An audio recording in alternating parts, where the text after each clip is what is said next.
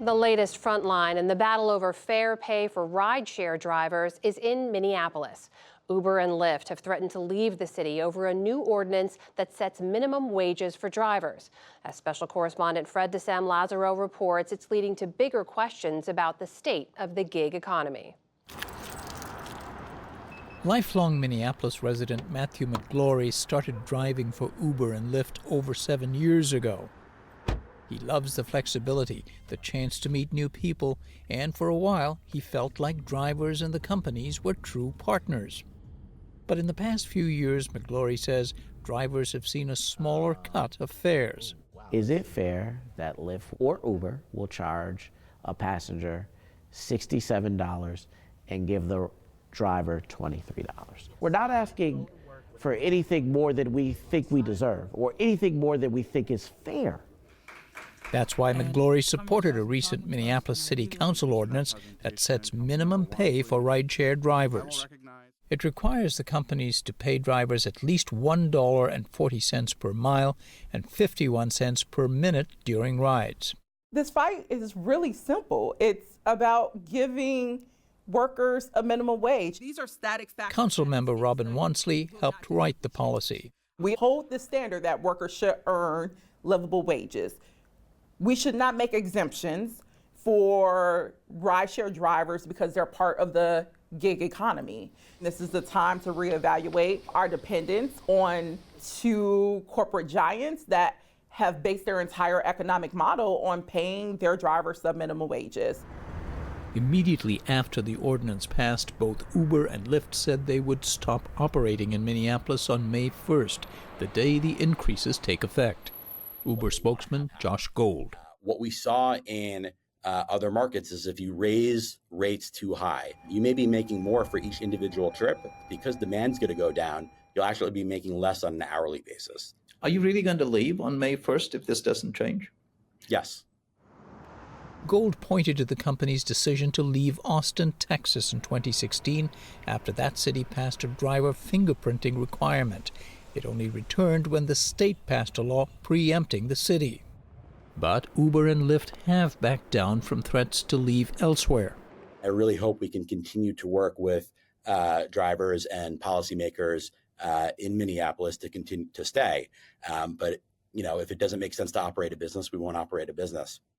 The day after Minneapolis passed its ordinance, the state released a study of the rideshare industry. It found Minnesota drivers are mostly black male immigrants, many living in low-income households. The study also found that drivers would make the equivalent of minimum wage in Minneapolis plus car expenses if they were paid 89 cents per mile and 49 cents per minute. Those rates are lower than the city ordinance, but driver pay would still increase about 10%. And at those levels, Uber and Lyft say they could stay in the market. On a recent afternoon near Minneapolis-St. Paul Airport, drivers waiting for customers expressed mixed feelings. In order to keep the job, you need to keep the companies in the city. We need something they're happy and we're happy between the study and the city.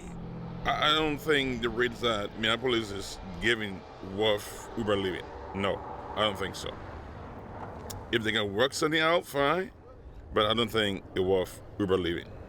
95% of all Minnesota rideshare trips begin in the Twin Cities, so a departure from the metropolitan Minneapolis-St. Paul area would effectively end the app's presence in the state, and that's prompted concern among policymakers on both sides of the aisle.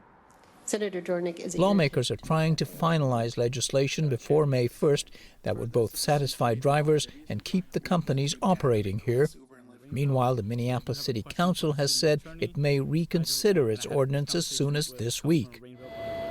But no matter what happens, the situation in Minnesota is being watched closely, says Cornell University's Andrew Wolf. What Uber and Lyft are doing in Minneapolis is not new. There are pushes in other cities, and I think Minneapolis is kind of a perfect place for them to make a stink because it is a bigger city. Where this would have an impact, but it's not such a big city that it would really, impact their bottom line. They are trying to make a big show out of Minneapolis in order to try to stop these other efforts from moving forward. If Uber and Lyft do leave, other rideshare companies have vowed to fill the gap. But until then, drivers like Matthew McGlory are weighing their options. He's starting a job with a property management company this week.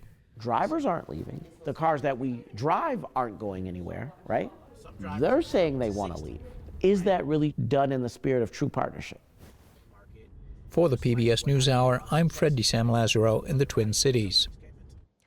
Fred's reporting is a partnership with the Undertold Stories Project at the University of St. Thomas in Minnesota.